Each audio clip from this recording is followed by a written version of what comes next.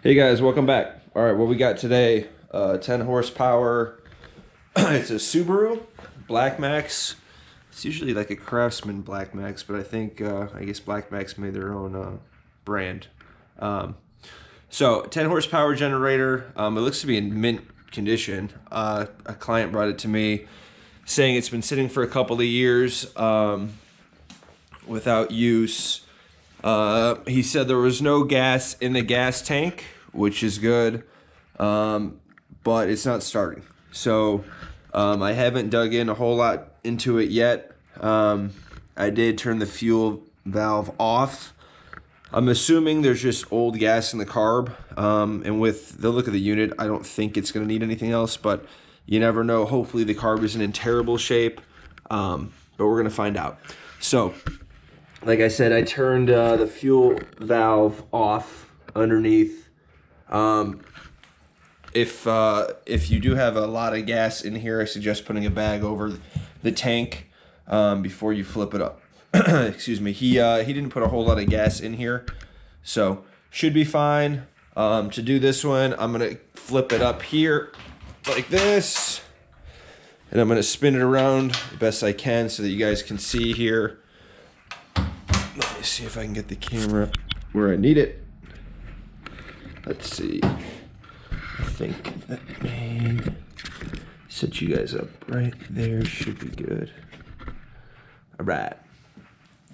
All right, so for this one, what we're gonna do is, first I'm gonna get a rag. I don't think I've worked on a Subaru Black Max specific unit before, but this engine is pretty common, especially with these bigger generators. They all tend to have the same kind of overhead valve, bigger engines on them. So what we're gonna do, take the cover off here. It just clips right off, take that off. That'll probably be my little parts pile right there. Now the filter, I don't know if you can see here, the filter does have some gas spotted in there and it looks kind of yellow, so that's probably going to be our issue on this one. But like I said, as we dig through, we're going to find out. Let's take this off. And again, I'm out of gloves, which is always fun, because then my hands are going to smell like gas for 2 days, but that's okay. All right, so this looks to me like a 10 millimeter. There's a spot here, a nut here, and a nut here. And a nut here. So that should let us take this cover off, and we should be able to get into the carb right after that too. So like I said, I've never done this exact unit. This looks like the overflow here, so that'll probably pop out. Probably pop out of here, but like I said, we don't have to do that yet. So let's go ahead and get this set up. I'm going to take the covers off and get down to the carb. Okay. So it looks like an 11, nope, it's a 10. So I have my drill set up for 10 already.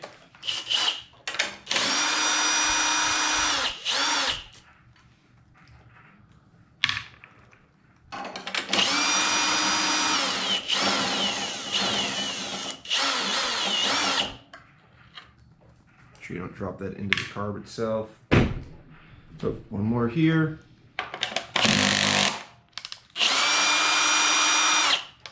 Now, I don't know if there's any gaskets underneath here, so I'm going to go kind of slow just to make sure I'm not going to rip anything off. What do we got? Just a little guideline here. All right, let's see what we got. Nice and slow. Come on. Okay, yep, and there is a gasket on under there, but it didn't fall off luckily. So as you can see, totally caked with boogers, so that's not good. It's probably going to be our issue with it not starting. So let's go ahead and take the bowl off. It looks to be like a 1/2 inch. It's a bigger carb for this 10 horsepower motor, so I think it's going to be a 1/2 inch. So let me grab that.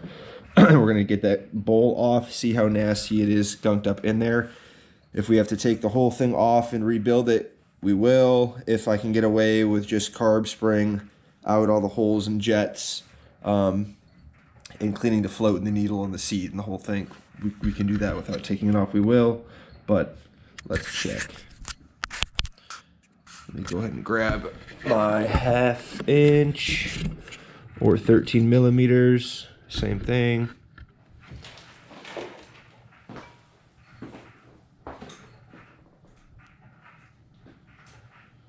That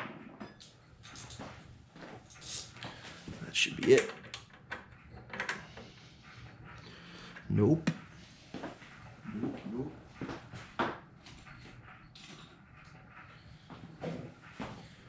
Maybe it's a 14. 14 will work.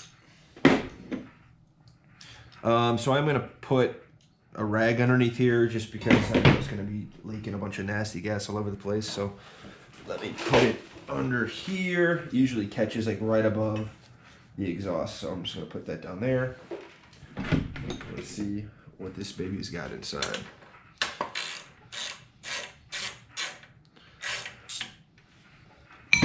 And again, if you're a first timer doing this kind of stuff, there's a little gasket on top of that carb bowl nut. So don't lose that.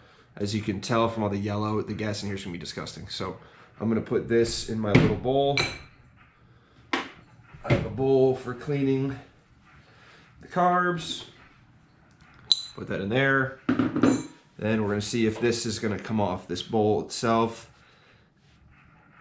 Ooh, a little hard to get off, but intact. All right, so as you can see, pretty nasty.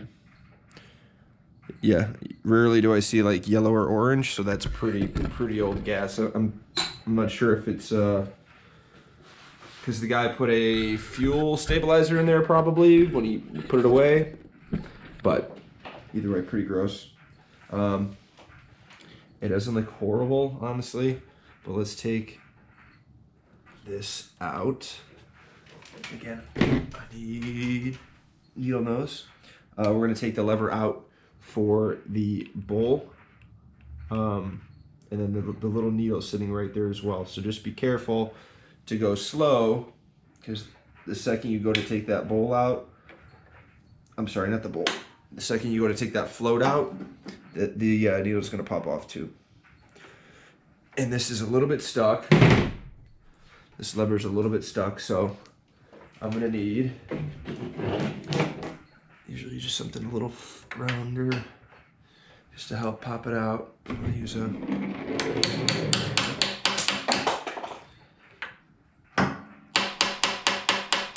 don't go crazy, because it will fall out of there, or you can break this little arm. All right, come on. Still nothing. Still nothing.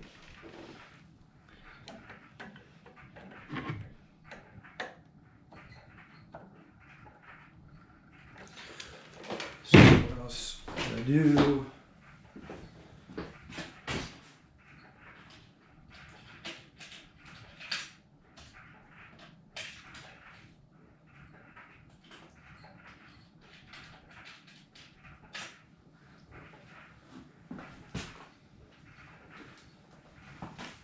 So sometimes I'll get a little screw or something pointy and kind of use it as a little punch. If you have a punch, that works better.